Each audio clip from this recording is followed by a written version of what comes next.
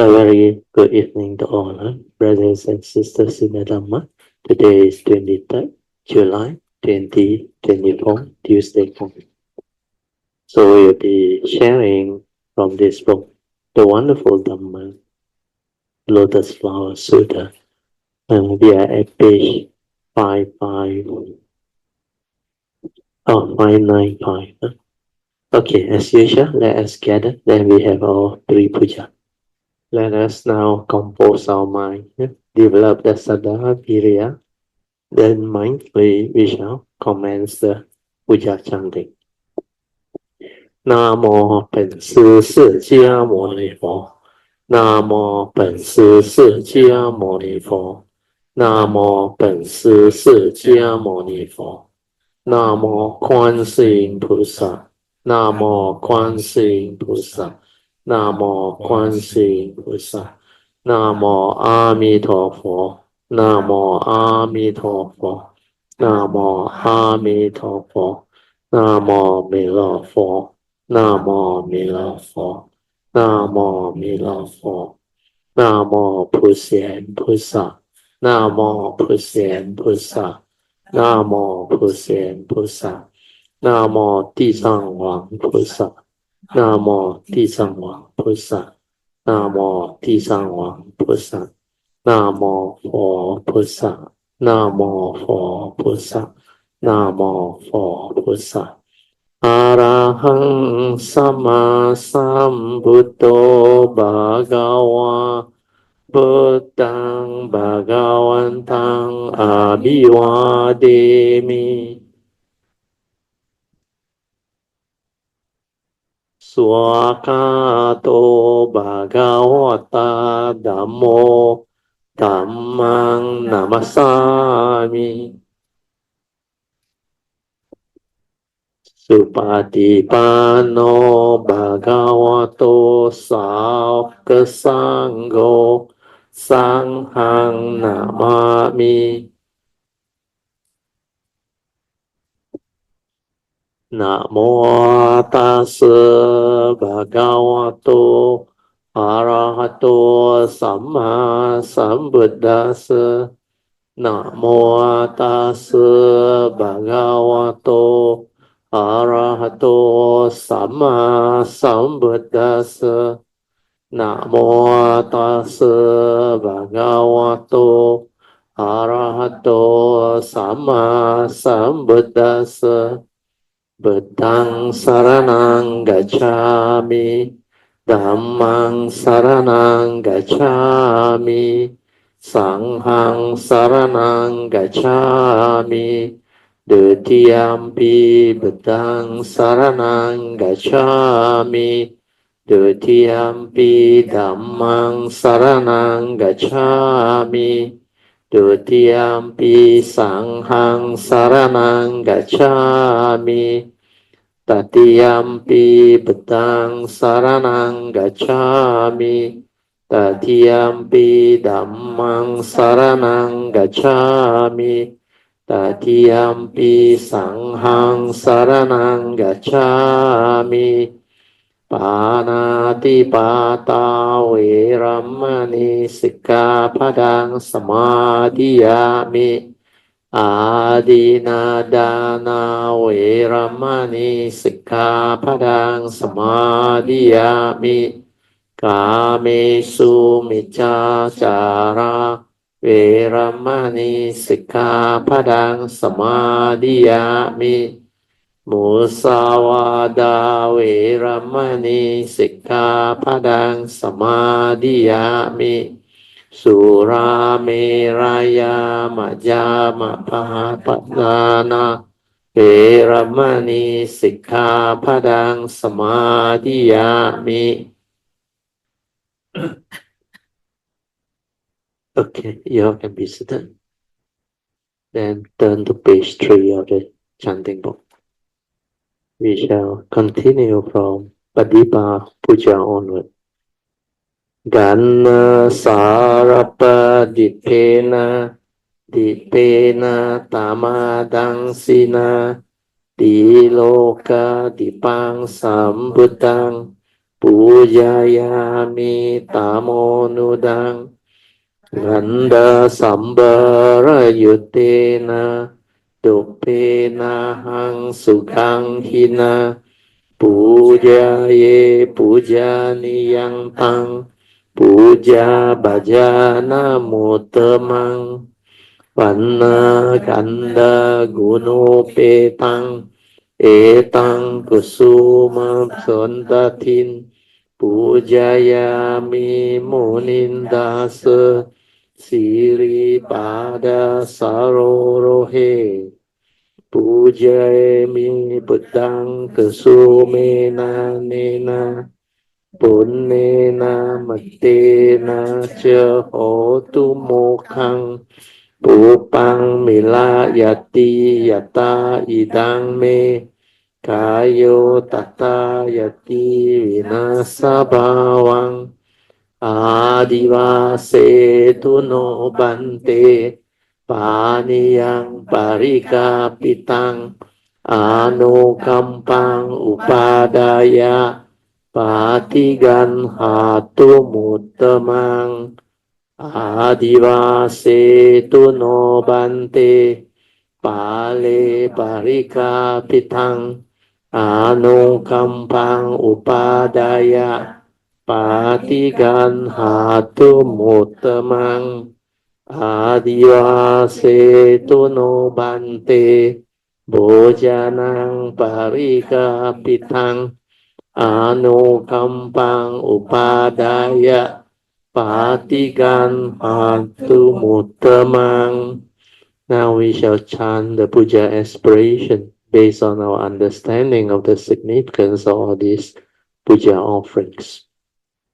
Significance of offering of light.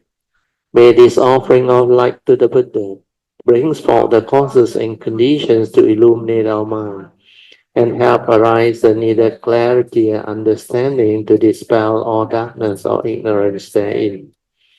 Significance of offering of flowers. May this offering of pure, clear, cool water lead us to the pure, clear Dhamma that cools and doses off the fires of all defilements within our mind. Significance of offering of incense.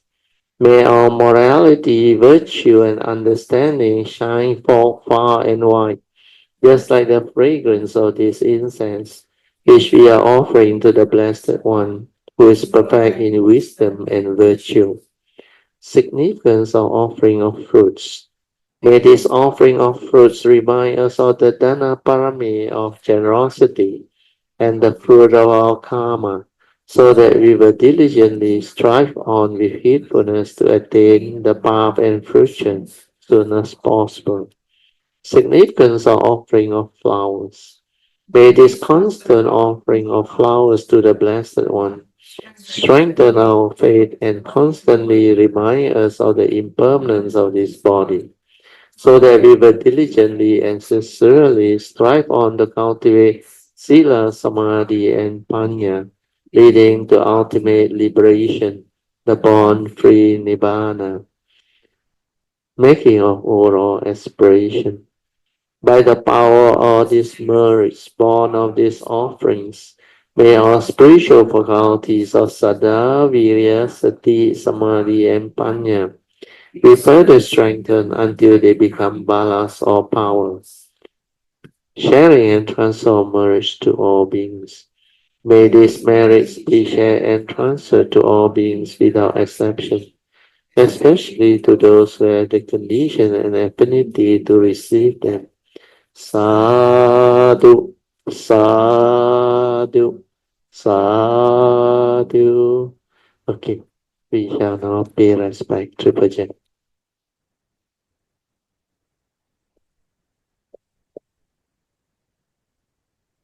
Buddhang pujayami,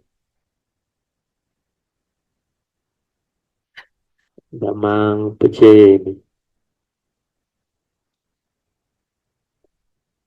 Sanghang pujayami.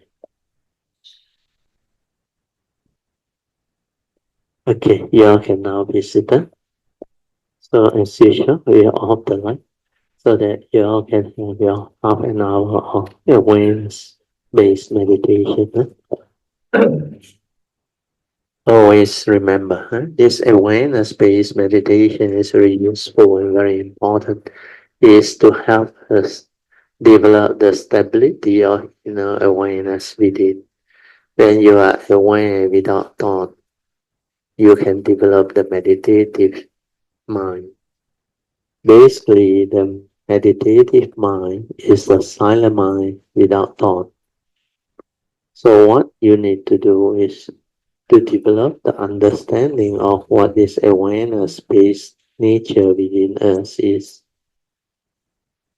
And you know that the moment you are silent without thought, you're already aware. Your true mind will surface. And that's how you realize it.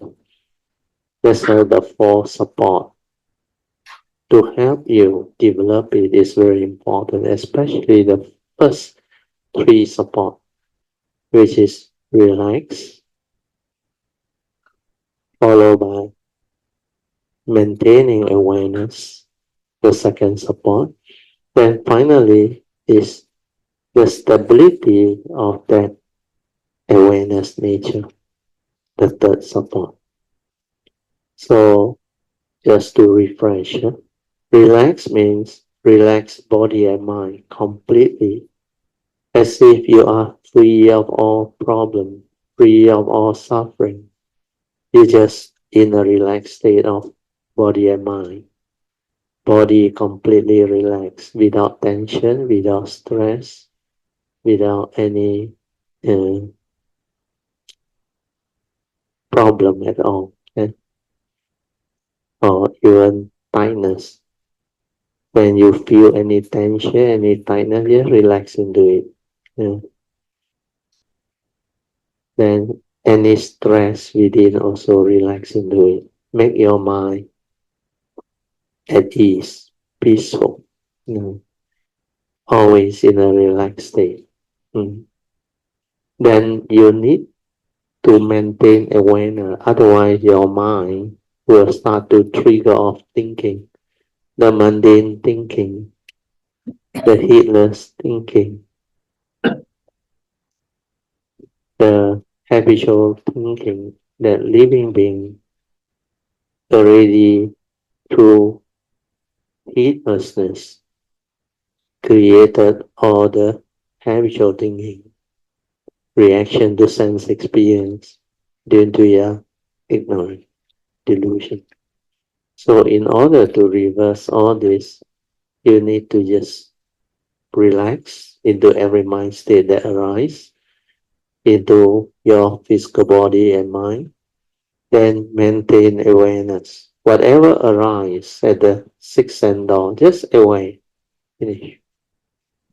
Do not try to know, do not follow, do not create any more thought proliferation. Just maintain awareness, silent. Continue to let the mind settle down. We are not doing anything.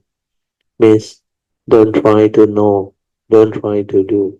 Where these two involve thought process. Who try to do? The thought is behind. Wanting to do this, do that, note this, note that. Focus, concentrate, do all those funny things. And the other one is who wants to know? The thought wants to know. So any doing and thinking involve the thought. Wanting to do, wanting to know, create more thought. And when you do that, your awareness nature cannot be there. Because one man can only do one thing at a time. Either you are in the state of complete inner awareness to be aware of what is going on, or you are lost in thought. Lost in thought means your mundane thinking has proliferated.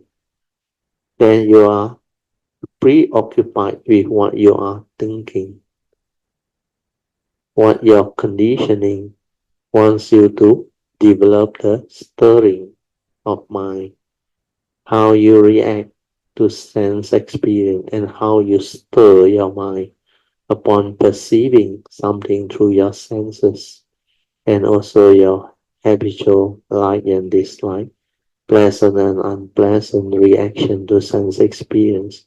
So all this create mental hindrance or sensual desire and ill will. They are not conducive for you to develop awareness-based meditation. So just relax, maintain awareness, and silence everything. Don't try to do, don't try to know. Just let things be. Whatever arises, let it fade away and settle down. And like I always describe, aware, finish. Aware, finish. Then continue to stabilize this awareness until your whatever random of sankhara activity or mundane thinking start to slow down, gradually slow down, until it becomes very quiet and very still. When you can reach that state, means that is a good sign. You have at least progressed until the first initial stage where you can come to realize your true mind. The very beginning. And without thought, who are you? You will start to understand. And when all this mundane thinking or activity, especially sankhara movement, when they cease, what happens? What remains? And find out. That is what awareness-based meditation is. What remains is your original mind, your true mind, your pure awareness nature within. That is the first to arise into this form mind, into this existential world. So the first thing to come out from that pure nature is the pure awareness. And that is our true mind, our silent mind. And that is the one that can meditate. We also call it the meditative mind, which is aware. That's it. Or in the state of sati, with stability of samadhi. Samadhi means unwavering, collected. The mind is collected and unwavering. Means it can be in that state of awareness, just aware, without words, without thoughts, without any labeling, verbalization, or chattering. That is your silent mind, your true mind, the inner awareness nature. Realize that, stabilize, then you will progress and you will do well in your awareness-based meditation. You will feel the calmness, the tranquility, the stillness within. Then all of the stress, tension, or volatile movement, they will start to cease. Then you start to experience a type of peace that is beyond the normal. The normal one is your mind is very noisy. Noisy in the sense that it thinks a lot. It creates a lot of verbalization. It creates a lot of what they call verbal chattering inside there. Then sankhara activity or reaction of mind states, they continuously arise and pass away, creating more delusion and attachment and clinging. And this is how living beings become heedless, completely heedless, lost in thought, and they think a lot, and they react to what they think via their sense experiences due to Sakaya Ditti, self-delusion, and lack of right understanding. Okay, now I will set the alarm for 30 minutes so that you can continue your awareness-based meditation. Okay? Okay. You all can slowly, mindfully come out of the meditation and try to maintain whatever inner peace, inner calmness, and inner awareness that you have developed for as long as you can. Okay, now turn to page 6 of the chanting book. We shall do the invocation to the Devas. Invocation to the Devas. In this universe, in the entirety, let the deities or Devas come here. Let them hear the good teachings of the King of Sages, which gives heaven and release Nibbana. This is the time to listen to the teaching. This is the time to listen to the teaching. This is the time to listen to the teaching. Samanta Chakawalesu Atra Gachantu Devata Saddamang Muni Rajasa Sunantu Sakemokadang Dhamma Swanan Kalo Ayang Badanta Dhamma Swanan Kalo Ayang Badanta Dhamma Swanan Kalo Ayang Badanta Namo Tassa Bhagavato Arahato Samma Sambuddhassa Namo Tassa Bhagavato Arahato Samma Sambuddhassa Namo Tassa Bhagavato Arahato Samma Sambuddhassa Iti Beso Bhagava Arahang Samma Sambuddho Vijja Charana Sampanno Sugato Loka Vido Anuttaro Purisa Dhamma Sarati Satta Deva Manusanang Buddho Bhagavati Swakato Bhagavata Dhammo Sanditiko Akaliko Ehipaseko Opanaiko Pacatang Veditado Venohiti Supatipano Bhagavato Sangho Ujupatipano Bhagavato Sangho Nyayapatipano Bhagavato Sangho Samicipatipano Bhagavato Sangho Yadidang Cattari Purisa Yukani Atta Purisa Pugala Esa Bhagavato Sangho Ahuneyo Pahuneyo Dakhineyo Anjali Karaniyo Anuttarang Punyang Ketang Lokasati Sadhu Sadhu Sadhu. Okay, you all can be seated. Then we will continue from where we start. Page 595 of this book, the wonderful Dhamma Lotus Flower Sutta. We are at page 595, volume 4, chapter 3. Okay, I will continue.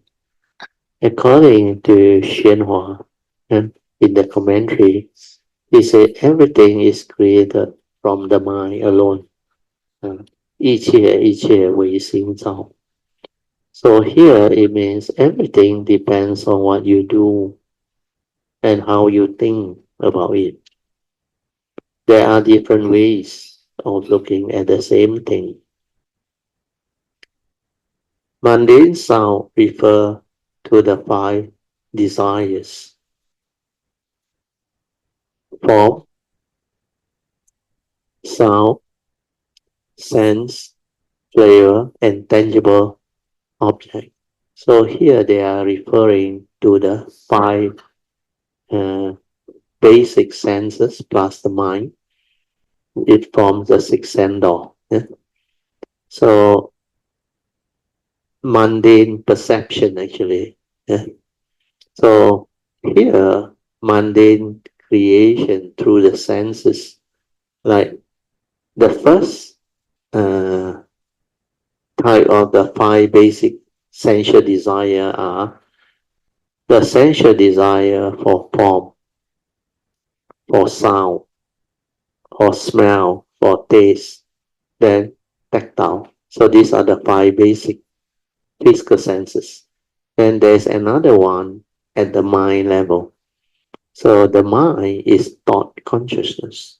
And this one can only be triggered off by the brain. Yeah? You need the accumulated memory in the brain. Otherwise you can't. Yeah? Go back to the notes, Okay. I continue. Huh? Some may say, I don't believe this principle will expose. I already knew that you would not believe it. It is not just now that I found out. I knew it long ago. Why? This one is according to Master Xuanhua's commentaries. It is because you have not yet reached that level of understanding. You don't have that skill and you don't believe. And so you don't believe. If you have that kind of understanding or skill, you would be able to do something like this. See as if not seeing, hear as if not hearing. In this way, the sixth kind of pure essence of consciousness of seeing, hearing, smell, tasting, tactile sensation, and cognitive awareness would all listen to your orders. They would listen to your command and be under your command or control. In that case, if you told them to see, they would see. If you told them not to see, they would not see. If you told them to hear, they would hear. If you told them not to hear, they would not hear. The same applies to tasting, smelling, tangible sensation, and cognitive awareness. Therefore, in studying the Buddha Dharma, you can study for many years. But when you encounter some situation, your mind must not move. So this one refers to the inner stability of understanding, which is wisdom, leading to stability of mind, or what we call samadhi. Here, the word samadhi is different from samatha, which is concentration. Samadhi here means the mind is a free mind, and the free mind is collected and unwavering. And that is the real meaning of samadhi. Whereas the other type, the samatha concentration, is not samadhi. That one is due to a conditioned state where meditator or cultivator, they focus the mind, fix it at one point using the meditation object. In India, during the time of the Buddha, it's very popular. They call it samatha object of meditation. There are 40 samatha objects of meditation, and a lot of them can help cultivator of the way or meditator develop very strong samatha concentration, because they kill all thought into one point. They fix all their attention into one object of meditation or one pointedness. So they develop jhanic factor instead of spiritual faculty. They use the thought to fix it, meditate, to control. So they apply the thought then they sustain the thought. That's why in the teaching, they have this initial application of thought and sustained thought. Then after that, what they do is they continue to focus. After they apply the thought and they sustain the thought, they continue to focus. Then the thought cannot move. There is like no thought. Then what happens is our mundane mind, which is mainly consciousness, has energy. So wherever you locate that thought, that mundane mind, the energy will build up. The energy will build up. So when the energy build up, it develop into what they call psychic field of concentration, samatha concentration. Then this energy need to be released. If you don't know how to release it, then it will be a problem for the cultivator. Then sometimes they don't know how to regulate this energy because they don't have the wisdom. So it creates yin-yang. That's why this energy sometimes can create intense heat or intense chill or cold based on the yin-yang nature within. So with applied thought and sustained thought, they develop the initial calmness or peacefulness of mind. Of course, the energy will build up. So when the energy build up, they experience the peace, the calm. So they go into what they call jhana concentration. So the energy is being used to develop jhana. So the first jhana is, the first two jhanic factor is there. Applied thought and sustained thought. So these two is the beginning of the first jhana. Then after that, they experience more calm, more peacefulness. Then they experience the third jhanic factor, which they call piti. Piti is a type of calmness that gives the meditator a lot of joy, a lot of what they call meditative. There's another word. It's like you feel very good. They develop it into a meditative joy. But it is not the blissful state yet. So this piti is a very calm state of joy. Like you feel very good inside. Very good. Then there is a joy born of calmness. Not really tranquility, calmness. But it's equivalent to tranquility, but no thought inside there. All cubed into one point in concentration. Then after that, if they continue to develop it, then it becomes very intense, very intense. So from piti, it developed into what they call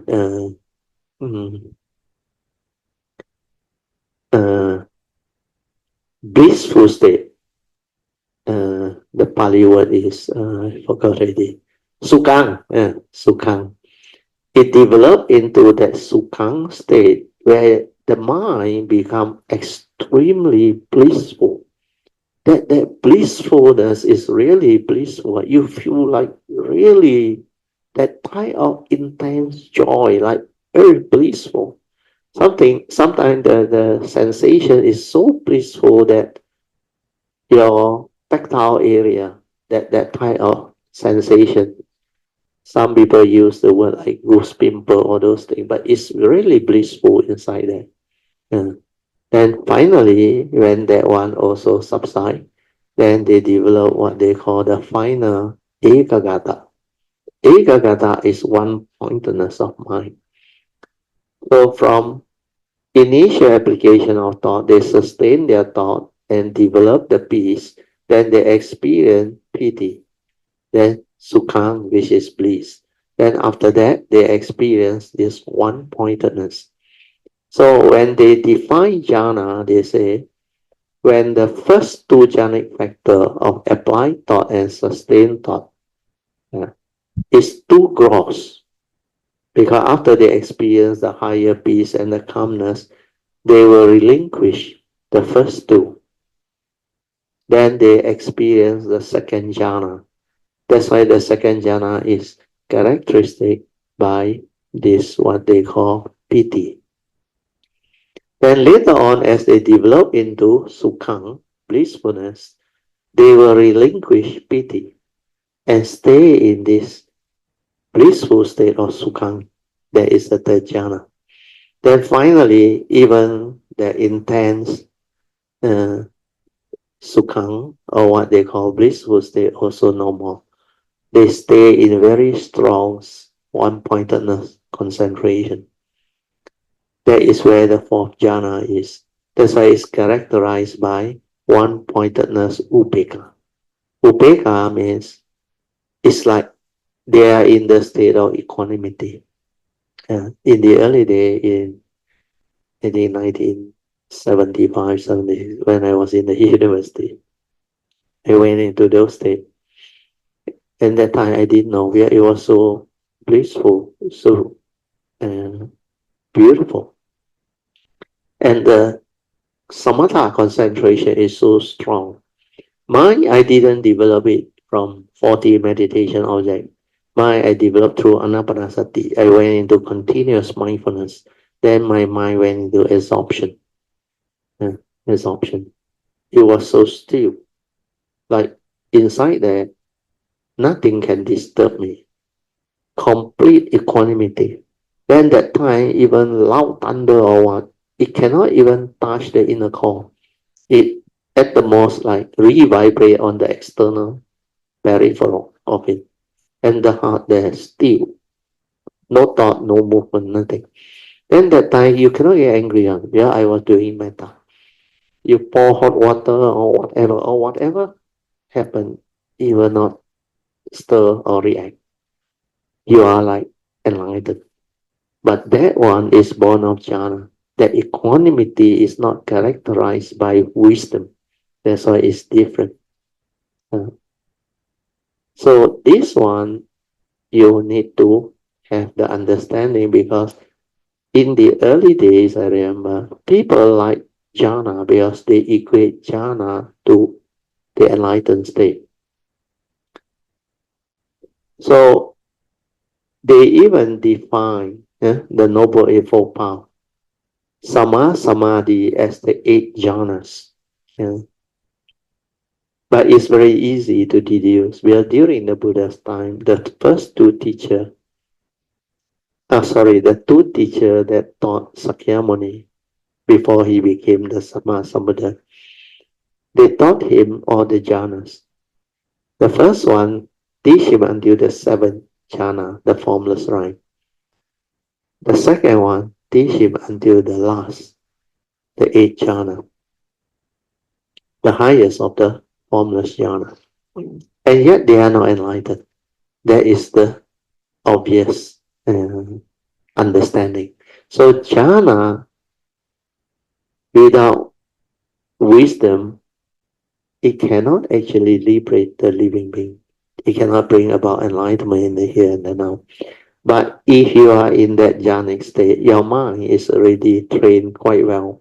So if you meet an enlightened being who know how to advise you to come out of it, then very fast they can progress and develop the understanding. What they should do is they should release the energy, the jhanic energy, back to normal mind state. Means at the stage of upachara samadhi, not apana samadhi. Don't go in too deep. In fact, it's almost at the first jhana stage. But don't go and apply thought and sustain your thought. Relax and maintain awareness. So through awareness base, you develop the samadhi, the collectedness of mind, and the unwavering mind. That is to allow you to have that initial stability of mind to see things as they are, to insight into phenomena, and to develop the initial wisdom for you to actually bring about the initial liberation of mind. So unless you do that and go into daily mindfulness and cultivate the four foundation of mindfulness or satipatthana, you will not be able to develop that type of insight or wisdom that can awaken you. The reason being, when you are in the state of jhana, or what they call samatha, concentration or absorption, the five mental hindrances, they are all suppressed. They cannot move. They cannot surface. Then it's like you are enlightened. That's why those who do jhana, a lot of them, they are trapped there. In fact, you study the 10 petals. They are mentioned there. So what happens is, when you are trapped in those mind states, they themselves does not know unless they have good teachers who can guide them. Then they believe they have attained or realized those alignments. But when you are in those jhanic states, it's like you have equanimity, you understand, like a lot of Dhamma, you can understand. But that is not the real penetrative one. The real penetrative one is when the free mind, without the conditioned mind in jhana or concentration to suppress the mental hindrance. Then in the midst of life, daily life, when you don't have the wisdom, you will be able to observe through the silent mind how you stir your mind, how you react to sense experience, how the mental hindrance come to be, how you are attracted to the sensual rhyme, or the one that Master Hsuan Hua described, the sensual rhyme of the senses, the five basic sense plus the thought process, which is the brain, the thought consciousness. So this one is the one that actually draw. So sensual desire can be positive and negative. So when sensual desire arise through the senses, that's why the previous Tuesday, remember, the four walls denote one. One of them is sensual desire. Then well, all those things that actually delude living being to grasp, to cling, and to hold, and get deludedly attracted to them. So all this, when they arise, without the awareness of sati, because they are being suppressed, you in that state of concentration, like you are actually already peaceful, very calm, contented, like equanimity. It's like you enlighten it. You don't need anything. It's full. The piti, sukhang, everything is so strong. But they do not realize this one is a conditioned state which they can maintain when they are young, when they constantly develop the jhanic practices. But as you grow old, as you age, when your mind is no longer able to carry that concentration, what happens is the mental hindrance, they are no longer under suppression. They become like free to move. Then you realize when you confront the first noble true reality, especially old age, sickness, and death, and separation or whatever, then they realize they suffer. They become afflicted. Then they react to sense experience. Then they have doubt. How come last time I was able to be in those jhanic states, so beautiful? Now, like a lot of doubt starts to arise. How come I am now in this state? How come my mind is still able to be affected by what people do, by what the external phenomenal world actually manifests? That's how they get into trouble again. But most of these people, by then, they are already too old. And most of them, they also knew something is not right. Of course, there are some in between who met the right teacher and the right understanding. They can come out of it. Then they develop the daily mindfulness. Then once the wisdom is there, it's completely different. The equanimity that is born of wisdom one is completely different. That one can actually maintain the upekkha inside there without any need for a conditioned state of mind or concentrated mind or in absorption and other things. That one is a free mind that has the understanding and the wisdom. That's why that mind can liberate. Otherwise, once your jhanic energy is not so stable and not so strong, the five mental hindrances will come and afflict you and cause suffering in you. So, sensual desire, you will is the first two. That's sloth and torpor. Then, when you have doubt, worry, anxiety, restlessness of mind, then you start to doubt. How come now like that? Last time different. So, all this understanding, yeah, which is not there if you do the samatha way, you will not be able to handle life. That's why it's very different. So we go back to宣化the sharing there. So if you can keep your mind still, then you have samadhi power. So here, I would like to highlight the danger of this sentence. Because you can keep your mind still, we are two ways, understand? One is samatha. Then if you say that is samadhi, then you have to be careful. Well, that is not the samadhi. The samadhi is the free mind without mental hindrance. The free mind that is collected and unwavering. And the mental hindrance are not being suppressed. So the understanding is to have that mind, you must have the five opposite spiritual faculty developed. Then when the spiritual faculty develop, wisdom is one of them. That's why Saddha, Virya, Sati, Samadhi, Panya. Once you have Sati and Samadhi, the real Samadhi, then wisdom will keep on arising. Panya will keep on arising. So this is the one that makes the big difference. The Samadhi of a cultivator that develop awareness-based cultivation is the real upekkha. The seventh factor of enlightenment, the last factor of enlightenment, which is upekkha, is born of wisdom, supported by wisdom.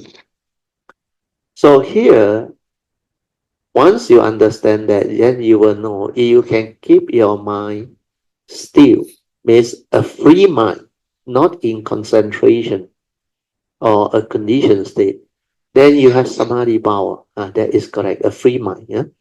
If you are affected by every situation you encounter, then you lack samadhi power. This is perfectly true. In that case, even if you study the Buddha Dharma until you grow old and die, it will be of no use whatsoever. So this one is a very important understanding. Then earlier on, Jinhao, you move it down a bit further down. Okay. Put it down a bit. Okay. Stop there. So here he say, you don't have the skill, and so you don't believe and all those things. He said, if you have that kind of skill, you will be able to do something like this. Seeing as if not seeing. Hearing as if not hearing. So in this way, the six kind of pure essence of consciousness, seeing, hearing, smell, taste, tactile, and cognitive awareness, would all listen to your order. So this one means wisdom. Last time, remember, I shared with you all in the early days before I go into the awareness-based meditation in detail. What I share with you all is, I said this mind, the mundane mind, need to be trained. Once you have trained this mundane mind until it is stable, aware, and able to insight into phenomena and awaken, then through the first turning, second turning, and the third turning, develop the appropriate wisdom. This mind will behave differently. It will listen to you. You remember I told you, the mind will listen to you. Why? You want it to be silent, it will stay silent. It will not think. If you don't believe, you go and check. Most people think a lot, but they don't have the understanding of what sati is, awareness. If you cannot be aware, you cannot be mindful, you cannot understand what is going on within life. Your sense experience, they move so fast. Your seeing consciousness, hearing consciousness, smell, taste, tactile, and thought consciousness, they arise and pass away so fast. Without sati, you don't know the internal movement. That every moment of seeing, how you stir your mind, how you react to sense experience, how your sankara activity, the what they call mind state, like, dislike, pleasant, unpleasant, all the craving, the desire, the whatever sense experience that you cling on to, positive and negative, that living being give meaning and grasp onto. All this you cannot understand their activity and movement. Why fear arises in you? Why craving, sensual desire arise in you? And how they arise in you? What are the causes and conditions behind? So all this, you cannot see, you cannot understand how you function as a human being, how your mind function based on the 12 link of Paticca Samuppada, the law of dependent origination. So unless you are mindful and aware within to observe, to see clearly and awaken, there is no way you can develop the understanding or wisdom to free your mind, to liberate your mind. That's why early on at the Xuanhua, go back to the note, Jinhao. So here they say, no, go down a bit more, down. Okay. Okay. Okay. Seeing as if no seeing. Hearing as if no hearing. What does it mean? It's because you have the inner awareness, the true mind, the silent mind. And this one can do this. The mundane mind cannot do this. Because without wisdom, if you don't believe me, you go and try. You go and try. See as if no seeing. What does it mean?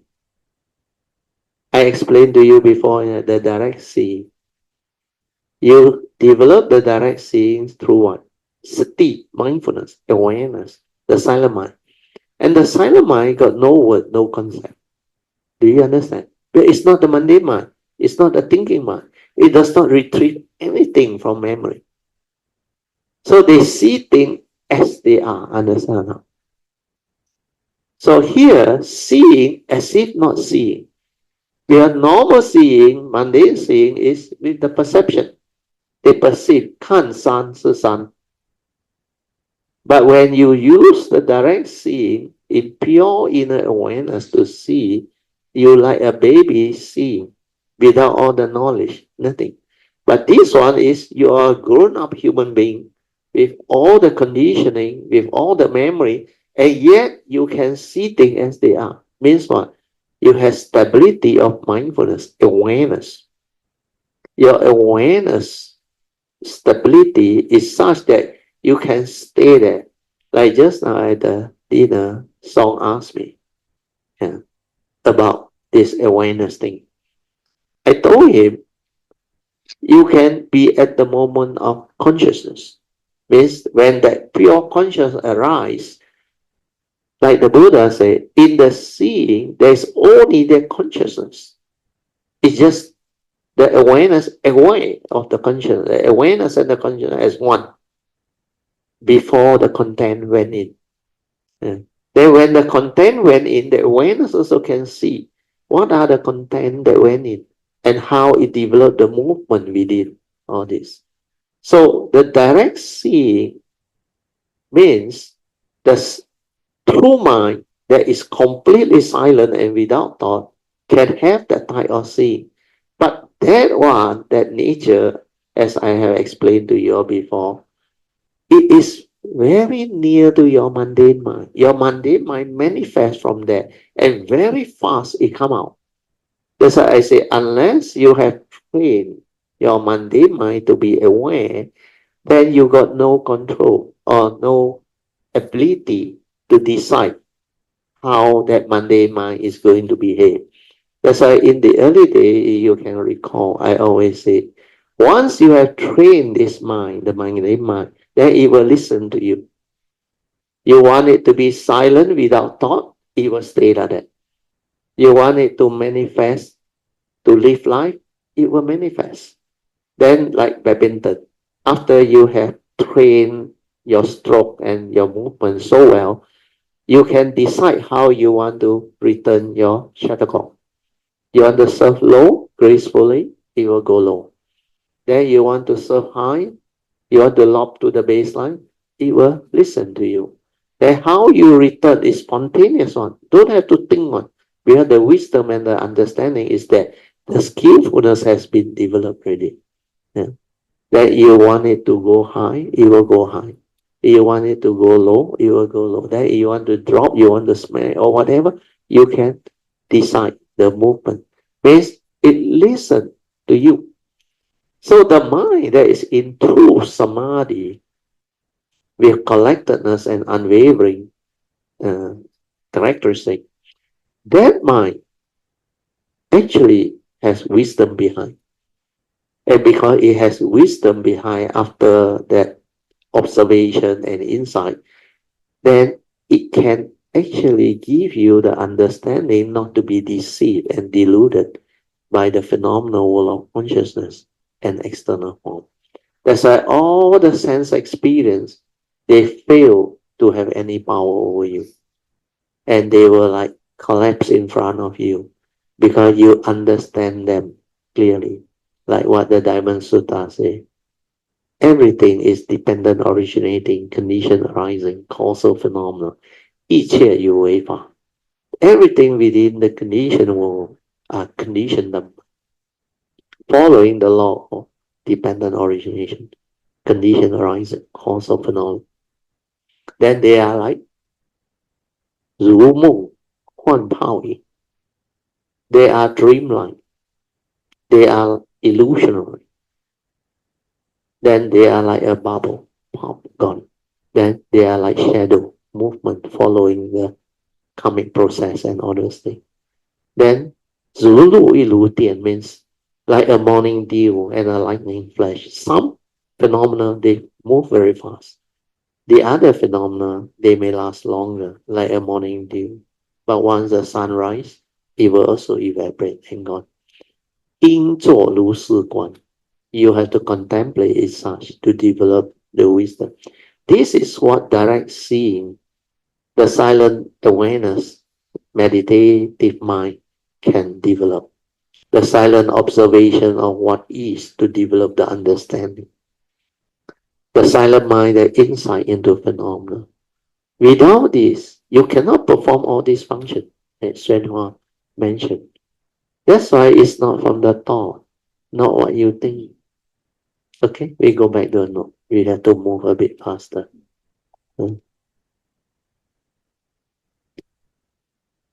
Okay. So, Hsuan say, therefore, in studying the Buddha Dharma, you can study for any number of years, but when you encounter any situation, your mind must not move. Can you do that? No need to say reach this stage of wisdom and samadhi. Even normal human being, cultivator or whatever, if they have not developed this awareness-based meditation, you check with them, you tell them not to think. See whether they can do it or not. They cannot control the mundane thinking, the mundane stirring, habitual tendency. They are so strong. That's why the Buddha gave them by a lot of names. They call it anusaya, latent tendency. Then they have also what they call asava. Asava are very strong. They are stronger than anusaya. Then there is also the other word they call kilesa, defilement. Because they deceive you, delude you, and create a lot of havoc in living beings. Then you accumulate all this through delusion, the habitual tendency, the kilesa, the anusaya, the asava. And this is the one that creates suffering, misery, that stir your mind, create very intense movement and activity. That's why fear, worry, anxiety, sorrow, and lamentation, they manifest as the whole mass of suffering. And there is no way you can deal with them unless you develop mindfulness, awareness, to be aware, to observe the movement, to understand what is going on. Then retrospectively, through understanding or wisdom, reverse all this. That's why you have to straighten your view, to develop right view, right understanding, to see things as they are, to accept the reality of the moment. Whatever arises, there are causes and conditions behind. Thing is just the way it is. Cannot be otherwise. Suchness. Ta ta ta. So all these are the wisdom that need to be developed in order to enable one to liberate from the kilesa or delusion or avijja. So here, what Shenhua mentioned is very true, but you must have the correct samadhi with the wisdom connected. Then we move on. The next one is, therefore we are now lecturing on the Dhamma flower, wonderful Dhamma flower, wonderful Dhamma lotus flower Sutta, which tells us that the world is a very bad place to be. It's not really. It's whether you have wisdom or not. You don't have wisdom, then the world is a chaotic world. A lot of problems. So here, Shenhua's commentary, he mentioned that. Anyway, I will read on. He said, how so? Is as dangerous as a burning house. So as an analogy, yes, when you are deluded. It's very easy to get burned to death. When the house we live in catches fire, then how can we avoid being burned to death? Do not let yourself be affected by situation. Recall the previous quote. See, the eye sees form, but the mind is empty. How to do that? How to achieve that? How to realize that? You must have the true mind. The mundane mind cannot do that. You must have the wisdom. The mind is empty because you are at the true mind with the wisdom. That is not deceived, not deluded. It can live life, but it's not deluded by what life presents. It's just like the fifth patriarch told told the sixth patriarch. He said, this mind, the mundane mind, you must learn how to use it, but not be deceived by it or deluded by it. So this is the meaning. The ear hears mundane sound or vibration. Once it's sound, means the perception come in already. But the mind is not affected. That's why you can be aware. And if you want to perceive, you can perceive. You want to know, you can know. But the mind that has the wisdom is not affected.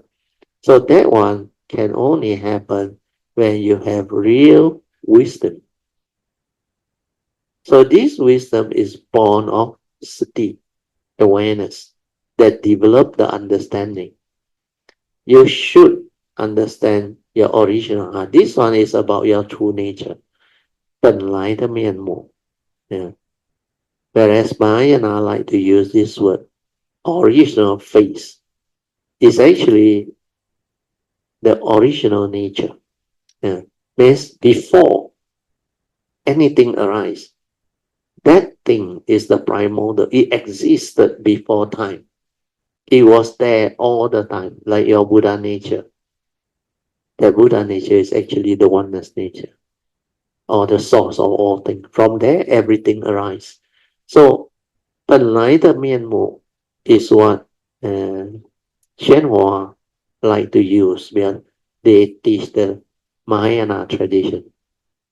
Then Shenhua say, originally, who were you? Originally, you were a Buddha. Since you were originally a Buddha, you should return to your origin, means the source, and walk the path of the Bodhisattva. A Buddha has perfected the mind-right virtues and wisdom in all their splendor. As we walk the path to Buddhahood via the Bodhisattva way, we should do all kinds of good deeds to help us succeed. That is the most important thing. You remember the 3 sets of pure precepts? I mentioned the second set of pure precepts. We should cultivate one. All virtue and blessings until perfection. But when you continuously cultivate virtue and blessing, you are incapable of negativity. Means you already have the wisdom and the understanding. That's why without the wisdom and understanding, you cannot hold on to the 3 sets of pure precepts, especially the second one. Yeah. Then, when you realize your true nature, which Master Shenhua say original face. You remember the last week sharing? I think last Tuesday. And Sister Alicia was sharing about the 6 Patriarch Platform Sutta, the second poem by the 6 Patriarch. He said, originally, there was nothing. 本来无一物. You remember the meaning? We have this true nature, original nature. Originally, nothing. There is unconditioned. You cannot talk about it. You cannot describe it. Understand now? There is nothing. It's not a being. It cannot come out and live life. That's why originally there is nothing. Then here he said, originally you were a Buddha. You know, use the analogy. Because how they define Buddha? Perfectly enlightened one. Complete in the 10 perfection. He has all the understanding, blessing, virtue. So what happened is that original nature or true nature is also called our Buddha nature. Understand now? So a lot of people get very confused. They ask, they say, Bertil, if we are the Buddha nature, then why need to cultivate? You understand now? Logical or not? Very logical. It's just like that so-called brother one. He said, if the enlightened mind can fall back and become the mundane mind, then not logical, understand? Not right. It is not the true mind that fall back, understand? When I draw the 4 circle formation, I already explained to you the source or the what they call Buddha nature or oneness nature or whatever. That one you cannot talk about it because it's unconditioned. But the first thing to come out from there is the pure awareness nature. This is the one that can awaken you, develop the understanding. This is the meditative mind. But this is also the primordial that is responsible for the arising of the mundane mind, the thinking mind, the 5 aggregates of form and mind. That's why from the first circle, you move on to the second circle. Then from the second circle, you move on to the third circle, which is the mundane mind. Then from there, it transforms itself into the phenomenal world of consciousness, the fourth circle. And that's how it happened. It doesn't mean that the true mind fall back. No, that true mind is still the true mind. The one that come out is the karmic process through the what they call content of consciousness that one input into that space. Because originally your pure awareness nature is spacious awareness, like I said. Then because you have a form and mind, a condition born of karmic, with a consciousness trapped inside with the senses, what happens is these senses can allow you to perceive. Understand? So in order to perceive something, to know something, you need to shrink that spacious awareness into a small space. Then what happens? You input the content of consciousness from your memory, your views, your opinion, conditioning, beliefs. This is the delusion, the rubbish that went in. That's why that thought becomes defiled. That thought has karmic imprint. That's why the karmic process enters there. And this is the reason why living beings created and follow the karmic process of birth and death. That's why samsara is like eternity, unless you awaken and return. It's not you return. Every living being that go through samsara, because of the karmic process, you actually has a gateway to your nature within. There is this awareness, the pure awareness nature that is already within you, but you never knew. You are so confused by the thought process, the thinking. Because since birth until now, living beings, they are so used to that thinking mind, the mundane mind, and they never realize or come to know that there is another mind which is beyond thought, beyond the mundane or thinking mind. Without thought, who are you? I always ask you to inquire. When you can silence and maintain awareness, and then you find out. Without thought, who are you? What are you? What is that nature within? It's just that pure awareness nature without word, nothing. But it is capable of awareness inside. It's beautiful. Everything within there is, which can say is a primordial. From that nature it arises. But it's not a being. It cannot come out and live like. That's why it's not you, another. It's the unconditioned. But that nature is very powerful. It can develop the meditative understanding, the direct seeing, the awakening, the insight in the phenomena, the silent observation of what is, to understand the Dhamma, the teachings of the Buddha. So all this is what the Buddhist teaching is all about. That's why it's very unique, very, very wonderful in its ability to give rise to the understanding, which is very, very extensive, and it covers every aspect of life, both the mundane and supramundane, and you can understand all things from that nature.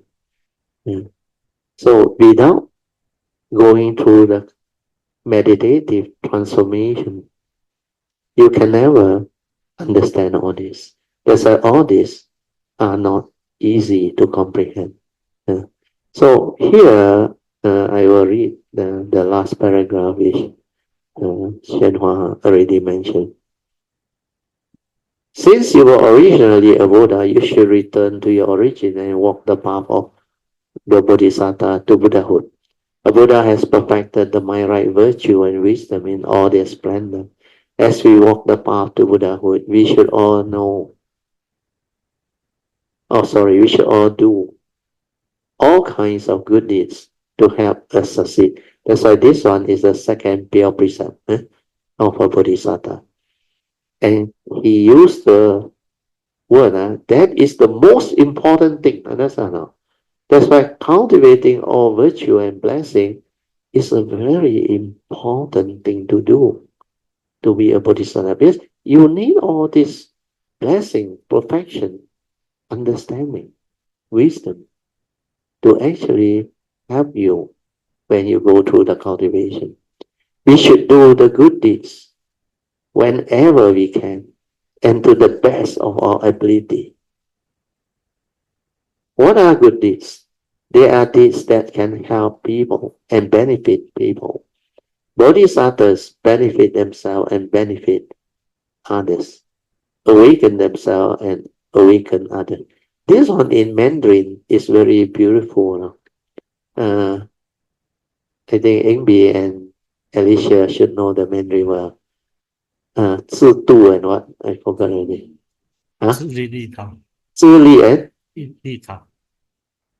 利他 then enlightenment 自觉觉他自利利他自觉觉他you don't know Mandarin is a bit difficult. So here, why they use this word, you must understand. That's why sometimes you cannot blame the Mahayana for saying some of these words that I think the Devas tradition felt very offended. They always say the sainthood way of the Devas tradition, they work towards self-enlightenment, understand? They don't walk the Bodhisattva way to enlighten others. 自度. But then, when you understand, then you understand why they say that. Because it's the Bodhisattva vow they take. They vow to liberate the limitless living being from samsara to the other shore. That is their vow. And they have to fulfill that. And because of that, if you look at the cultivation, when you realize enlightenment, there is no self involved. That's why the hallmark of Huining, the three enlightenment hallmark of Huining, the first hallmark is Wu Nian, no thought. That is to realize our true mind, our true pure awareness nature within. Otherwise, you cannot progress. That's why his teaching is very direct. Take you direct to the true mind so that you can awaken straight away. No need to waste time on the method technique or those things, on the so-called traditional, what they call, you call that what already? The initial teaching is called, what is the word already? They always use. Provisional teaching, the provisional teaching. So the provisional teaching teach you a lot of skillful means, understand, a lot of Dhamma, everything. But when you directly transform and realize the true mind, when you can be in the state of no thought, 无念的境界, you straight away will realize your true mind, your silent mind, your awareness nature, and you will awaken from that. Then the next one is, the second hallmark is about 无相. 无相, this is the one. No mark. No mark of what? A self cultivating, understand? No mark of living beings, others. And no mark of life, existence, and even Dhamma. So this second hallmark of Wu Xiang, no mark, is a very penetrating wisdom cultivation that Mahayana have profoundly realized. Bodhisattva who go this way must have that training. That's why when they say 自度, the Theravada tradition, provisional teaching, is talking about self-enlightenment, because they want to quickly liberate and free from samsara. No more suffering. Because to them, samsara is suffering. But when you realize that there is no one cultivating, then the whole understanding becomes different, isn't it? Then why you still cling on to the atta of me cultivating? Me wanting to liberate, to free. All this come from the initial delusion before one become enlightened. So understanding all this is very important. Then no more argument, understand? They use all this to describe the Theravada tradition is to let people understand the meaning of why they say the provisional teaching or the sainthood way or the Theravada tradition, they work towards self-liberation, understand? Means self-enlightenment. Yeah. But in real life, they understand that there is no self. But it's because the energy, those who go the Bodhisattva way, they even vow to take across all the other beings. Although they know there is no other beings. There's no mark of any permanent unchanging entity. So all this understanding is where the confusion is. So once you understand this, no more confusion, no need to argue with people. Otherwise, it creates a lot of unnecessary misunderstanding. And there is no benefit to argue over right and wrong. That these are conventional reality. Thing is just the way it is. No right, no wrong. It depends on your understanding. How profound your understanding is. How deep your wisdom is. And how far your understanding can take you to develop all the understanding. That's why the 3 stages of seeing is very beautiful. 看山是山，看山不是山，then 看山又是山。So the third level of seeing is suchness seeing, seeing things as they are. Whereas the first seeing is mundane seeing, mundane perception, where the duality are still there. The Dhamma, everything is still there. The second level is the direct seeing from the silent mind. 看山不是山. But the true mind, the silent mind, got no words. No word means what? No concept, no idea, no duality, nothing. It see things as they are. Jnana dasana. Direct knowledge and vision of the reality as they are, without words. That is the direct seeing. That is the understanding of truth. Is suchness. Thing is just the way it is. If your mind cannot transform to that level, you cannot understand, you cannot see. Like Hsuan said, you can cultivate for eons, umpteen here. You will never be able to comprehend all this. Okay, we go back. Yeah? I have to end it already. Yeah? What are good deeds? They are deeds that help and benefit others. That's why Bodhisattva benefit themselves and benefit others, awaken themselves and awaken others. Do this kind, they do these kinds of things. Okay, we end here. Okay, I'll mark that page. Hi, Brother Teo. Can you hear me? Yeah. Brother Teo? Yeah. Okay. Brother Teo, good evening, Brother Teo, Mrs. Teo, and all Kalamita. Yeah. Yeah, actually, what I wanted to share, it happened way before we went to China lah. Oh, the Wutai San trip lah.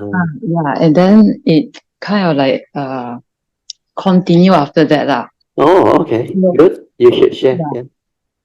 I don't know. Suddenly, I feel like grateful for a lot of things, in my life. It's very beautiful.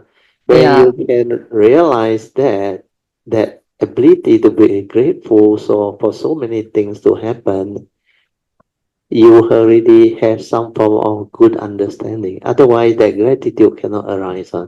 This is what Sui went through also. She realized nothing is due to chance or accident. Everything is like meant to be, and she embraces everything. That's why she has a lot of gratitude for how things unfold and arise, and how she is able to have the good life, to be what she is now, and everything that she come to embrace, experience, and understand. She has a lot of gratitude. That's why gratitude is an understanding that manifests from our heart, especially cultivator. I remember after 1989, after my nature connect, and I was able to have the first thing I did was I pay respect sincerely, profoundly to Sakyamuni Buddha, of course, Kuan Yin Bodhisattva, Maitreya, and all the great beings, and especially towards Kuan Yin, because her nature actually very compassionate and very full of wisdom and understanding. And it has protected my form and mind for many, many lives. And he has given me the guidance, the blessing, and all things. That's why even this night I told you on 3 occasions, this form and mind will have been destroyed, gone. It is not because of Kuan Yin, nature's protection. So a lot of things they manifest due to causes and conditions behind. Then this gratitude that will manifest from cultivator is very genuine. That's why for your case and Sui's case is the beginning. When you understand more and more, that gratitude become like manifested. And initially it's like you felt it that way. But later on, as you continue to progress, this gratitude can reach even more refined level that are so beautiful. And gratitude is the best mind state to me. And when you have gratitude, your mind really rejoice and open up. And that gratitude is from the understanding that without all these great beings or all these people that has helped us on form and mind all this world to help us realize what we are today, none of this would have been possible. That's why that gratitude will grow and become very different. Very good. Now you continue. Yeah. Yeah, Sadhu Radio and also to Sui. Yeah. Yeah, the gratitude is like little things that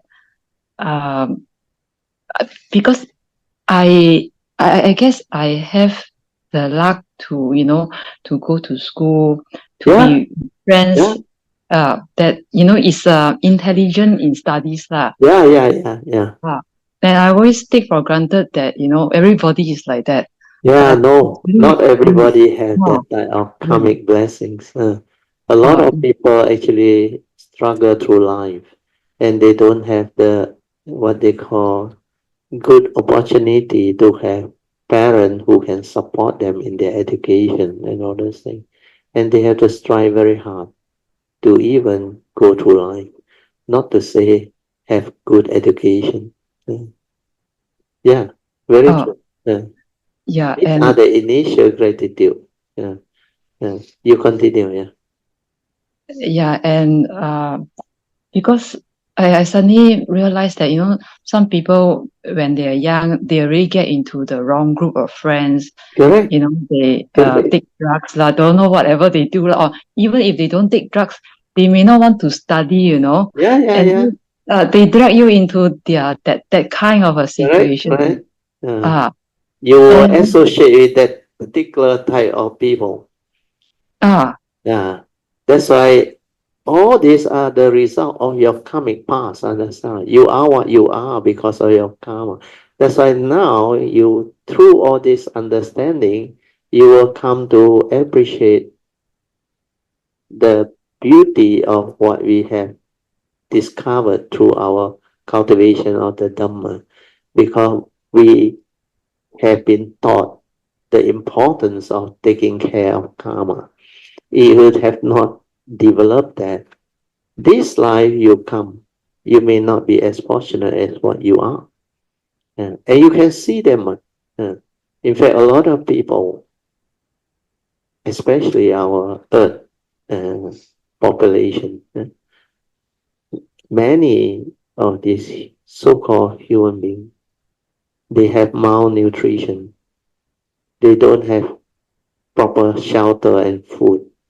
And a lot of them has to confront a lot of what they call war, disaster, nature's disaster, and a lot of what they call first noble truth, reality that afflict them very severely. They are subject to a lot of suffering, misery, affliction. And the more common one are the not so serious, but also hurt their pocket on is, now you know, you work in Bank Negara, a lot of scam. A lot of people actually suffer all this. Then Jubilian today mentioned snatch thief coming back again. So you have to be careful. If you can avoid the situation, try to avoid. So all this will trace back to what we understand from the teaching is because of each and everyone's karmic past. That's why we become different. We are the way we are. Then when we go through all this understanding, especially with the Dhamma understanding, then we reflect back, then we realize that we have been blessed by all this understanding all the way. That's why we have the good occasion to be born a human this life, to encounter the true Dhamma this life, to have affinity with so many Kayamita, great beings, Buddha, Bodhisattvas, and all these things. And all these are your great blessings. That's why you should rejoice and have gratitude towards them for what they have done for us. So this gratitude will continue, extend, and become very, very extensive. Then when we know how to make use of it, refine upon it, it continues to evolve and develop. Because of gratitude, a lot of things manifest.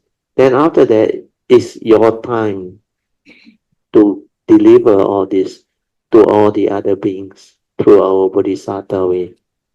That's why you reap what you sow. Do good, begets good. Do evil, begets evil. All this is what nature's law is. The law of karma, karmic conditioning and manifestation. You cannot blame anybody. You cannot say God is unfair. Where there is only nature, with its nature's law. So if you are so foolish as to blame and complain or react over what happened, means you don't have the understanding of nature's law that governs life and existence. Like the Buddha said, thing is just the way it is, cannot be otherwise. That's why Sui come to know this. He embraced everything and become very happy, even when she broke her finger or got cut by the broken. He said, all this set trigger out the causes and condition for her to develop understanding. And she has a lot of gratitude for what she was able to experience and develop all this understanding. Yeah, you continue, Manya. Yeah. After that, what else? Then sometimes when I get up in the morning, I don't know how it comes. Like it's like, oh, I can stand up and walk around. Very happy also. Sadhu, very good. That is the result of understanding. But we are the relatives. Yeah, you can just morning wake up, walk around and be very happy. Because that is the understanding. You have a lot of contentment, joy. These are the virtue that we develop, understand not? The gratitude, the respect, the happiness, the joy. So able to manifest this means you have understanding to at least the extent that you have now. You look back, in the past, you never do that, understand? You wake up only, you worry about office, you worry about all the thought that connect you to all your so-called unresolved issue and problem of life or surface. When I got in that early morning moment of happiness and joy, can just walk around and be happy. Very few people can do that. I know, brother. I mean, I happy because I can still walk around. It's Yeah, not like that is the contentment, understand? Compared to those who are like OKU or what. Like I always say, even at my age, coming to 70 soon, my health is still very good. Senses are all intact now. And with all the things that I have, there is what we call money cannot buy and stuff. And there is so much joy because relatively, a lot of people before my age already gone or suffer very badly. And not only I able to have this good condition of the physical, the mental too, and the understanding that enable me to retire early and do all this work and sharing. And this one is like almost near to impossible for anybody who wants to do it. So whatever manifests is our karmic inheritance from the understanding that we have. That's why all this, they were manifest in cultivator of the way. So my nature rejoice that you are slowly developing all this understanding. brother, but never mind. I don't go to the part. Like, open the pipe, got water coming out. Also happy. Yeah, that's what Sui told me. You think you take for granted a lot of things in life. The water, the electricity, you go to the war zone, you look at Gaza and all those places that have war, even Africa area, all those things. The best is Ukraine. You imagine living there in the midst of war. That's why you got tap to open, got water flowing. There, they can only hear all the missile and all those things. Then the siren, then everybody just hope for the best. Not enough food, not enough medical, not enough even shelter or whatever. And this really like living hell. That's why for you to have that contentment, that understanding, that joy is the beginning of understanding. Many people don't appreciate all this one. They take for granted. And sometimes, because they take for granted, they get angry somehow. Especially family members between spouse. They take for granted. Actually, both the husband and wife contributed a lot to the family unit one. Even your parents, they sacrifice for you all thing. But a lot of people take for granted. Then they still get angry with each other. Not until the day one of them pass away, then only they regret. Yeah, want to argue also no more already. Want to complain also no more already. While they are around, do not appreciate all this. Do not have the understanding to live life. Still want to argue, still want to quarrel, still want to get bosong. The Hokkien word is bosong, everything also. I used to say like the exhaust pipe, keep on sending out the fume on us. You know it's exhaust pipe. All the unburned fuel. Chut yen, them chut yen. Means a lot of anger, a lot of dislike and complaint inside it. This is not life, understand?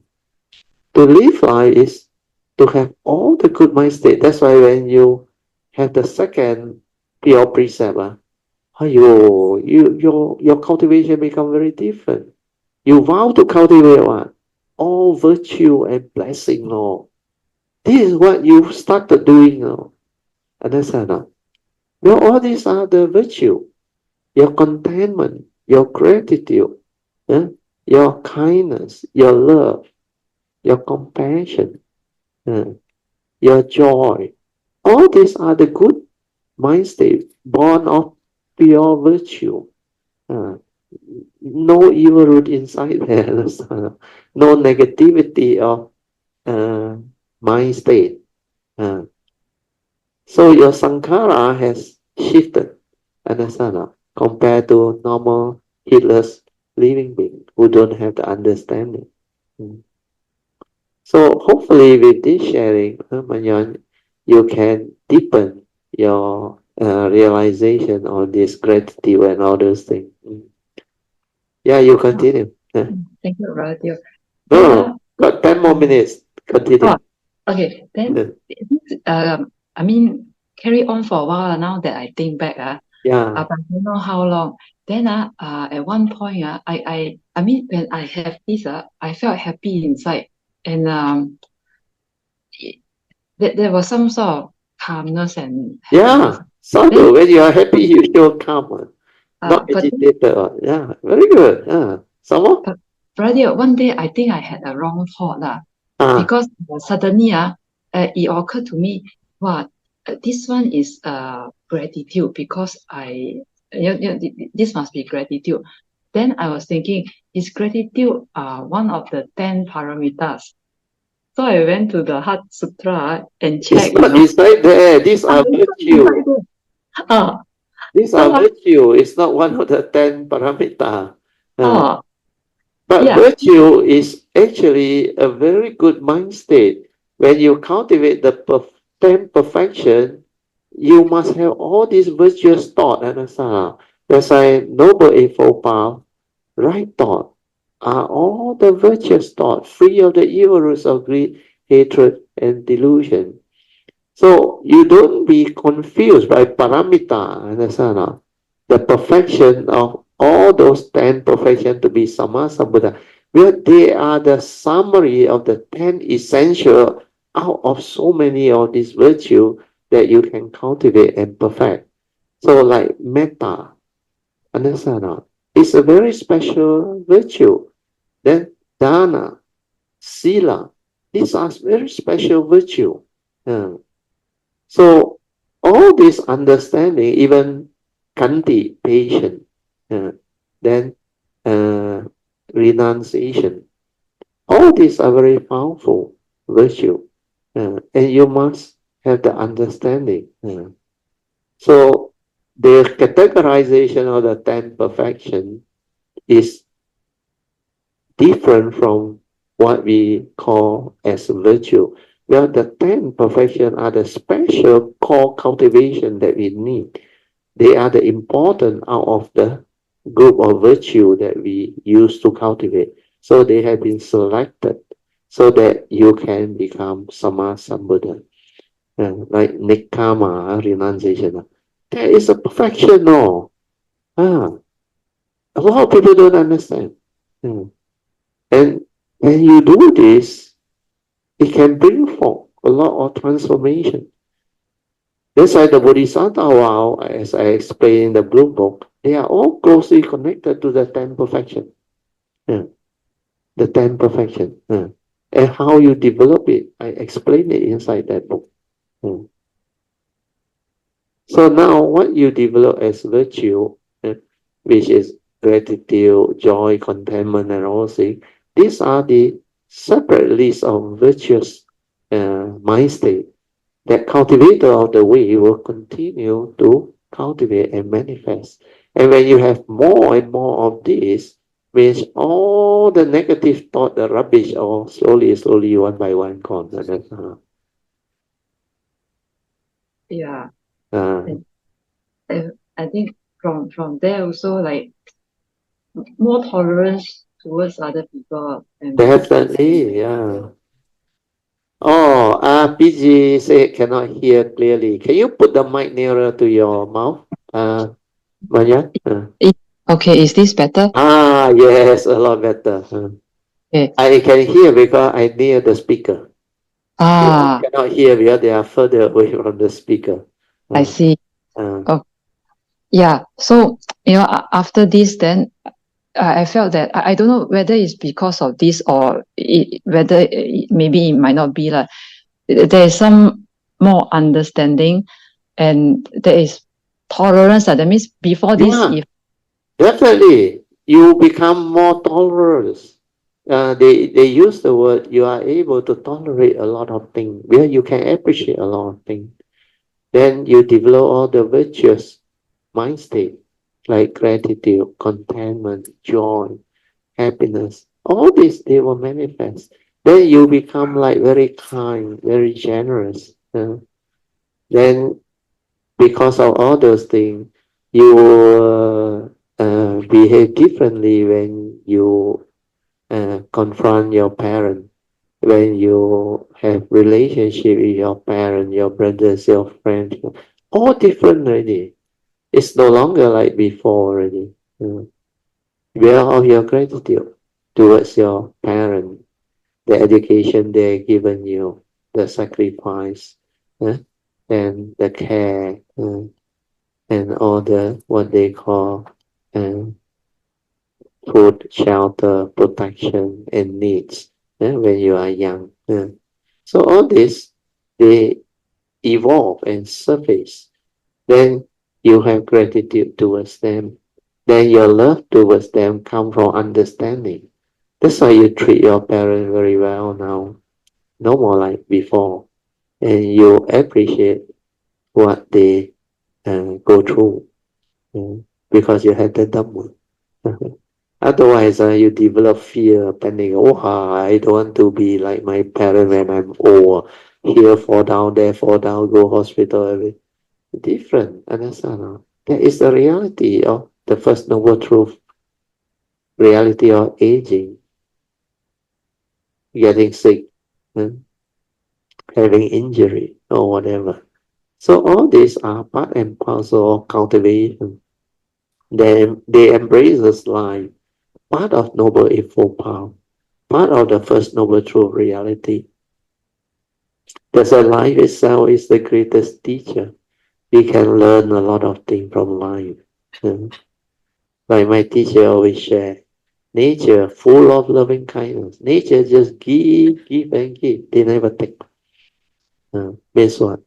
The air we breathe, the water we have, drinks, then all the food, agriculture produced from nature.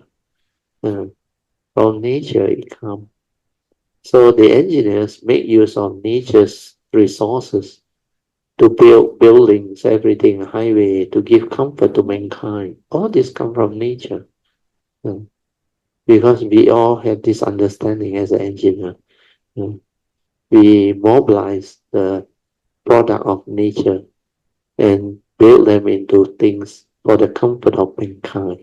I remember my first year ethic paper, we were taught all this. So I am very proud to be an engineer. And this is the thing that we can do for humanity. Very good, Manya. You brought out a very good topic today. Yeah?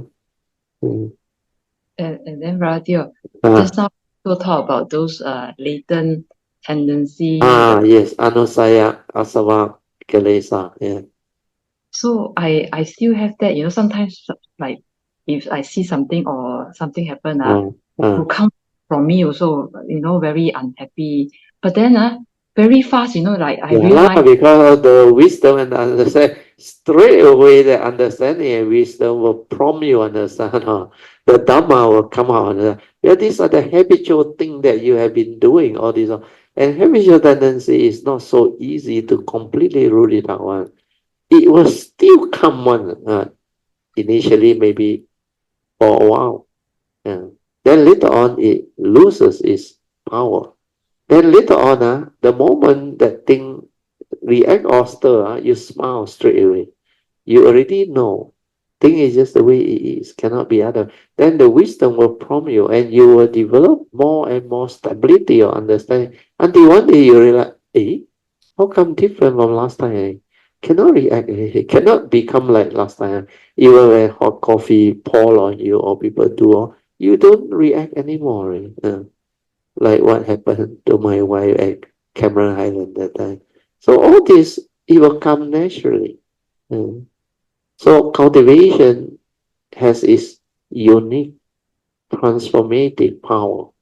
It can transform living beings' understanding, thereby transforming their character and the way they understand things and do things. The habitual tendency, or slowly, they will root it out. Then, when the delusion no more, every moment is so beautiful. Every moment is just the way it is. Because you no longer behave the old way. All this can be realized. And when the cultivator of the way realize, they develop a lot of different understanding. Manyan, you have to summarize it. Now the alarm just went off. Okay. So I understand the latent tendency, and then the feeling of guiltiness is not that strong. Yeah, not like last time already. We are not so real, understand? How can it be? You remember the last book, Ultimate Realization, to Transcend Life? As real as it can be, is only the present moment, understand? Moment to moment life passes by. What are you doing? And how stable is the present moment? Split second arise, pass away, no more. And there is only reality, So how real can life be? There's a hey no you, hey no me. All these are dependent, originating, condition, arising, causal phenomena. 一切有为法，如梦幻泡影，如露亦如电，应作如是观。All these become very clear to you, and then no meaning already. That's why whatever people say, not important already. Luckily, you're not married. You marry, whatever your husband say also doesn't matter anymore. Then you look and smile at your husband. Your husband panic and say, what happened to my wife? Because you will have that type of understanding. But initially, of course, being your spouse, your loved one, or one, they cannot understand you. You bosong one, sure bosong one.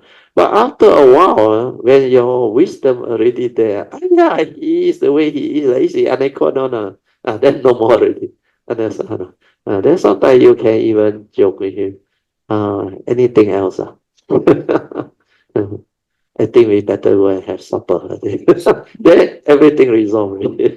Then the old way, they always, they take things for granted. They don't appreciate what each other contribute towards the family unit. Okay? Mayan, very good. Sadhu. Thank you, Brother Teo. Thank you for the good condition to have this sharing. So let us rejoice. Sadhu, sadhu, sadhu. Okay, we will now share merits. Akasata Cia Bhumata Deva Naga Mahindika Punyantang Anumoditwa Cirang Rakantu Loka Sasana Etawata Camehi Sampadan Punya Sampadan Sabbe Deva Anumodantu Sabba Sampati Siddhya Idang me nyatinang hotu sukita hontu nyatayo. Idang me nyatinang hotu sukita hontu nyatayo. Idang me nyatinang hotu sukita hontu nyatayo. Devo asatu kalena sasa sampati hetu ca. Pito bhavatu loko ca. Raja bhavatu dhammiko imina punyang kamena mame bala samagamo satang samagamo hotu yawa nivana patiya. Sadhu, sadhu, sadhu. I got one announcement before you pay respect. This Tuesday is our last Dhamma class for this week. Because Thursday, Mama Suri not around, so no class. Sunday, I'm still in Singapore. And I'll be flying out to Singapore on Friday morning. So all the class will be cancelled. Next Tuesday, it will be back to normal. Okay, I'll be back on Monday. I should reach here by 4-5 p.m. So now you can pay respect mindfully to Lord Buddha, Guanyin Bodhisattva, and all the worthy ones. Then we end the whole Dhamma session. Sadhu.